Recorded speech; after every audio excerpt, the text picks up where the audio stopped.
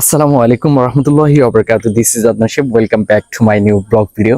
অনেকদিন ধরে ভাবতেছি যে কোথাও থেকে ঘুরে আসবো, কারণ কয়েকদিন ধরে বাসায় আছি, এই কারণে একটু বেশি বোরিং ফিল হচ্ছে। তাই কবিরকে কল করলাম যে চলো আজকে একটু কোথা থেকে ঘুরে আসি, কারণ আজকে হচ্ছে শুক্রবার, এই জন্য।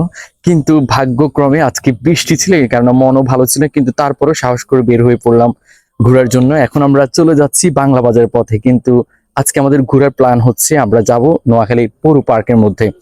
বাংলা বাজার আসার পরে কবির হঠাৎ করে বলতেছে যে ভাই, এখানে একটা হরলিক্স চা পাওয়া যায়, এটি খেতে অত্যন্ত সুস্বাদু লাগে এবং ভেরি টেস্টও লাগে।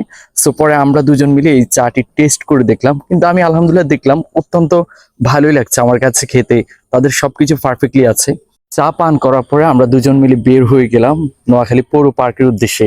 এর মাঝে আমরা দেখতে পেলাম অত্যন্ত চমৎকার একটি মসজিদ, যেটি দেখতে অনেক ভালো লাগে এবং ভিতরের পরিবেশটা অত্যন্ত চমৎকার একটি মসজিদ। তারপর দেখতে দেখতে আমরা চলে আসলাম অতঃপর নোয়াখালী পৌর পার্কের মধ্যে। সেখানে এসে দেখি অনেক মানুষ সমাগম করতেছে এবং স্পেসটাও অনেক বড়, দেখতেও বেশ ভালোই লাগছে আমার কাছে। এবং মানুষ গল্প করতেছে, বিভিন্ন বাচ্চারা এসে দুষ্টামি করতেছে, খেলাধুলা করতেছে। আর এদিকে সূর্য অস্ত যাচ্ছে এবং দুজন মানুষকে দেখছি মুরব্বী, ওনারা বেশ ভালোই আলাপ আলোচনা করছেন বিভিন্ন বিষয় নিয়ে। সো তারপর আমরা একটু একটু করে হাঁটতে লাগলাম এবং বিভিন্ন ধরনের মানুষ সেখানে এসে কথা বলতেছে, ঘোরাঘুরি করতেছে, বাচ্চাদেরকে নিয়ে এসে অনেক দুষ্টামি করতেছে। বেশ ভালোই ছিল পরিবেশটা, আমার কাছে অত্যন্ত চমৎকার লেগেছে।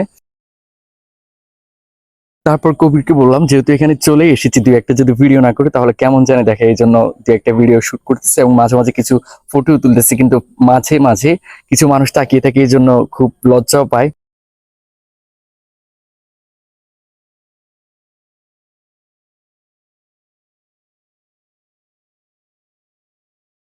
সূর্য ডুবতে লাগলো, তাই আমরা আমাদের গন্তব্যের দিকে চলে যাচ্ছি, কিন্তু এসেই দেখি অনেক বড় একটা জ্যাম লেগে গেছে।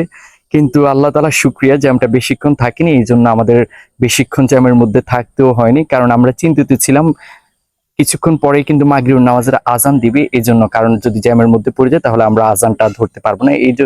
তারপরে আমরা আস্তে আস্তে করে চলে আসতেছি আমাদের বাড়ির পথে।